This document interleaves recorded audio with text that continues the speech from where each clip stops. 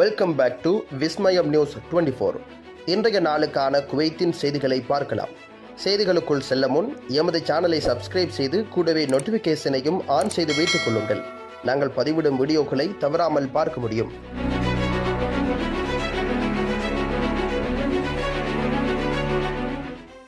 ஓட்டுநரை கொன்று புதைத்த குவைத் நபருக்கு மரண தண்டனை.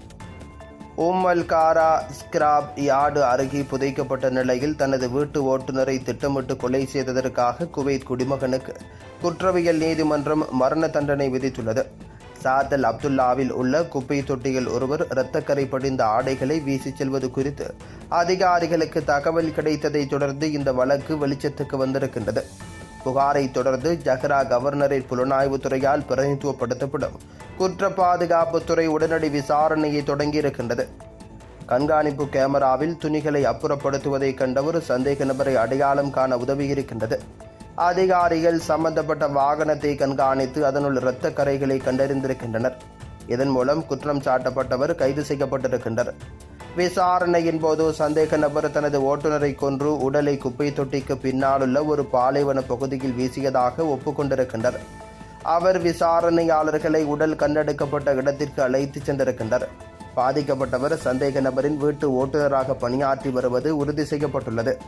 ஒரு குற்றவியல் வழக்கு பதிவு செய்யப்பட்டு குற்றம் சாட்டப்பட்டவர் மீது வழக்கு தொடர தகுதி வாய்ந்த அதிகாரிகளிடம் அவர் ஒப்படைக்கப்பட்டிருக்கின்றனர். வானிலை மாற்றங்கள் தொடர்பில் குவைத் அரசு வெளியிட்டுள்ள எச்சரிக்கை. திங்கட்கிழமை மாலை முதல் நாட்டில் குறைந்த அழுத்த அமைப்பு பாதிக்கப்படும் என்றும் இதனால் வெப்பம் மற்றும் ஈரப்பதம் அதிகரிக்கும் என்றும் வானிலை ஆய்வுத்துறை கணித்திருக்கின்றது. தென்கிழக்கு காற்று லேசானது முதல் மிதமானது வரை வலுவான வடமேற்கு காற்றுக்கு மாறும் என்றும் மணிக்கு 50 கிலோமீட்டர் வேகத்தில் காற்று வீசும் என்றும் எதிர்பார்க்கப்படுகின்றது. இதனால் தூசி புயல்கள் அதிகரிக்கும் என்றும் எதிர்பார்க்கப்படுகின்றது. குறிப்பாக திறந்த பகுதிகளில் குறைந்த மற்றும் நடுத்தர மேகமூட்டம் அதிகரிப்பதால் வியாழக்கிழமை வரை பரவலான சில நேரங்களில் இடியுடன் கூடிய மழை பெய்யக்கூடும் என்று செயல் இயக்குனர் தரார் அல் அலி குறிப்பிட்டுள்ளார். சரையத் பருவத்தில் ஏற்படும் விரைவான மாற்றங்கள் காரணமாக அதிகாரப்பூர்வ வானிலை புதுப்பிப்புகளை கண்காணிக்குமாறும் பொதுமக்களை அவர் வலியுறுத்தியுள்ளார். குவைத்தில் 5 ஆண்டுகளில் குடும்ப வன்முறை வழக்குகள் 9100க்கும் அதிகமாக அதிகரிப்பு. கடந்த 5 ஆண்டுகளில் குவைத்தில் அதிகரித்து வரும் குடும்ப வன்முறை வழக்குகள் குறித்து சமீபத்திய அதிகாரப்பூர்வ அறிக்கை கடுமையான கவலைகளை எழுப்பியிருக்கின்றது. இது நாட்டின் சமூக கட்டமைப்புக்குள் வளர்ந்து வரும் பிரச்சனையை எடுத்து காட்டுவதாக தெரிவிக்கப்பட்டிருக்கின்றது.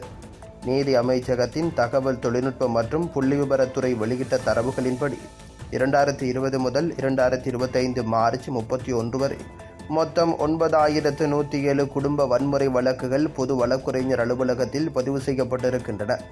பெறப்பட்ட புள்ளி விவரங்கள் இந்த வழக்குகளில் 7850 ஆண்கள் மற்றும் 3201 பெண்கள் உட்பட 11051 நபர்கள் குற்றம் சாட்டப்பட்டுள்ளதாக தெரிவிக்கப்பட்டிருக்கின்றது.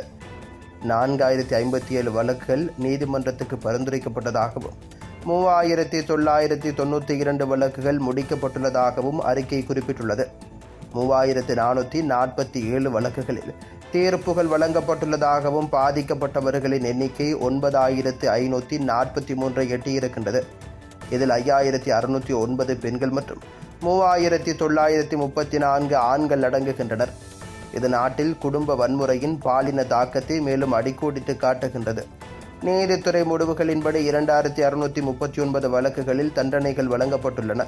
அதே நேரத்தில் 885 வழக்குகளில் விடுதலை செய்யப்பட்டிருக்கின்றன. இது தண்டனை விகிதம் தோராயமாக 75% ஆகும். கடந்த 2 ஆண்டுகளில் வீட்டு வன்முறை வழக்குகளில் விகிதம் இரட்டிப்பாகி இருக்கின்றது. 100% அதிகரித்திருக்கின்றது. இது சட்ட சீர்திருத்தத்திற்கான அவசர கோரிக்கைகளை தூண்டியது என்று ஒரு அரசாங்க வட்டாரம் தெரிவித்திருக்கின்றது. வீட்டு வன்முறையை எதிர்கொள்வதில் அரசாங்கத்தில் வளர்ந்து வரும் உறுதிப்பாட்டை குறிப்பாக மனைவிகள், மகள்கள், சகோதரிகள் மற்றும் தாய்மார்கள் என அனைத்து வேடங்களிலும் பெண்களை பாதுகாப்பதை நோக்கமாக கொண்ட தற்போதைய சட்டத்தில் திருத்தங்கள் மூலம் மற்ற அனைத்து வடிவங்களிலும் துஷ்பிரயோகத்தை நீக்குவதை இந்த வட்டாரம் சுட்டிக்காட்டியுள்ளது. குவைத்தைச் சேர்ந்த ஷேகா அலி அல் ஜாபருக்கு உயரிய பத்மஸ்ரீ விருதை வழங்கிய இந்தியா. குவைத் வளைகுடா பகுதி மற்றும் அரபு உலகம் முழுவதும் யோகா மற்றும் அதனுடன் தொடர்புடைய மன மற்றும் உடல் ஆரோக்கிய நன்மைகளை மேம்படுத்துவதற்கான அவரது முயற்சிகளை பாராட்டி சேகா அலி அல் ஜாபர் அல் சபாவுக்கு இந்திய அரசு திங்கட்கிழமை மதிப்புமிக்க பத்மஸ்ரீ விருது வழங்கி கௌரவித்துள்ளது. குவைத் செய்தி நிறுவனத்துக்கு அளித்த அதிகாரப்பூர்வ அறிக்கையில் இந்தியாவுக்கான குவைத் தூதர் மெசால் முஸ்தபா அல் சமாலி சேகா அலி அல் ஜாபர் அல் சபாவின் சாதனைகள் குறித்து தமது பெருமையை தெரிவித்திருக்கின்றனர். இந்த கௌரவம் குவைத் மற்றும் இந்தியா இடையான வலுவான பன்முகப்படுத்தப்பட்ட இருதரப்பு உறவுகளை பிரதிபலிக்கிறது என்று அவர் வலியுறுத்தியுள்ளார்.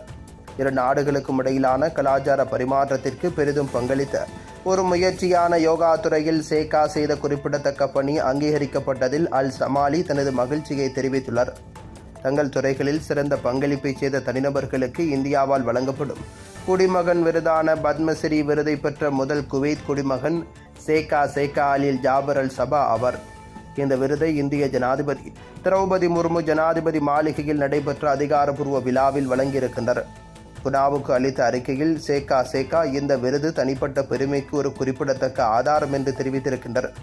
யோகா மற்றும் உடற்பயிற்சி மீதான தனது ஆர்வம் குவைத் மற்றும் இந்தியா இடையே கலாச்சார பரிமாற்றங்களை எவ்வாறு வளர்த்துள்ளது, இரு நாடுகளுக்கும் இடையிலான உறவை மேலும் வலுப்படுத்துகிறது மற்றும் பரஸ்பர மரியாதை மற்றும் புரிதலை ஊக்குவிக்கிறது என்பதை அவர் எடுத்துரைத்துள்ளார். ஜனவரி 26 அன்று நடைபெற்ற குடியரசு தின விழாவின் போது சேகாவுக்கு பத்மஸ்ரீ விருது வழங்குவதற்கான இந்திய அரசின் முடிவு அறிவிக்கப்பட்டது. பொது கலாச்சார மற்றும் சமூக பணிகளை மேம்படுத்துவதில், குறிப்பாக யோகா மூலம் ஆரோக்கிய மற்றும் நல்வாழ்வு துறையில் அவர் ஆற்றிய பங்களிப்பை இந்த கௌரவம் அங்கீகரித்துள்ளது. பத்மஸ்ரீ விருது வழங்கும் விழா அறிவியல், பொறியியல், வணிகம், தொழில், மருத்துவம், இலக்கியம், கல்வி, விளையாட்டு மற்றும் குடிமை பணி போன்ற துறைகளில் சிறந்து விளங்கியவர்களுக்கும் அங்கீகாரம் அளித்துள்ளது. குவைத்தில் யோகாவை ஊக்குவிக்கும் ஆத்ம யோகா நிறுவனத்தின் நிறுவனர் சேகா அலி அல் ஜாபர் அல் சபா ஆவார். ஆயிரக்கணக்கான ஆண்டுகளுக்கு முன்பு இந்தியாவில் தோன்றிய யோகா பயிற்சி, குறிப்பாக இந்திய பிரதமர் நரேந்திர மோடியின் முயற்சிகளை தொடர்ந்து உலகளாவிய மறுமலர்ச்சியை கண்டுள்ளது. 2014 ஆண்டில் ஐக்கிய நாடுகள் சபையின் பொது சபையில் ஜூன் 21 தேதியே சர்வதேச யோகா தினமாக அறிவிக்கும் யோசனையை மோடி முன்மொழிந்தார். இது 2015 செயல்படுத்தப்பட்டது. உடல் தோரணைகளை சுவாச நுட்பங்கள் மற்றும் தியானத்துடன் இணைக்கும் யோகா இப்பொழுது உலகளவில் மில்லியன் கணக்கானவர்களால் பயிற்சி செய்யப்படுகின்றது. அரபு உலகில் யோகா பயிற்சியை பரப்புவதிலும், கலாச்சார இடைவெளிகளை குறைப்பதிலும், பிராந்தியத்தில் நல்வாழ்வை மேம்படுத்துவதிலும் சேகாவின் பணி முக்கிய பங்கு வகித்துள்ளது. குவைத்தின் இன்றைய நாணய மாற்று விகிதங்களை பார்க்கலாம். குவைத் தீனார் ஒன்றின் இந்திய பெறுமதி 277.95 இந்தியன் ரூபாய்களாகும். குவைத் தீனார் ஒன்றின் இலங்கை பெறுமதி 976.99 இலங்கை ரூபாய்களாகும். குவைத் தீனார் ஒன்றின் பங்களாதேஷ் பெறுமதி 396.29 பங்களாதேசி டகாஸ் ஆகும். குவைத்தில் இன்றைய தினம் தங்கத்தின் பெறுமதிகளை பார்க்கலாம். 24 கேரட் 1 கிராம் ஒன்றின் தங்கத்தின் பெறுமதி 33.21 குவைத் தீனார்களாகும். 22 கேரட் 1 கிராம் ஒன்றின் தங்கத்தின் பெறுமதி 30.45 குவைத் தீனார்களாகும். 21 கேரட் 1 கிராம் ஒன்றின் தங்கத்தின் பெறுமதி 29.05 குவைத் தீனார்களாகும். 18 கேரட் 1 கிராம் ஒன்றின் தங்கத்தின் பெறுமதி 24.90 குவைத் தீனார்களாகும்.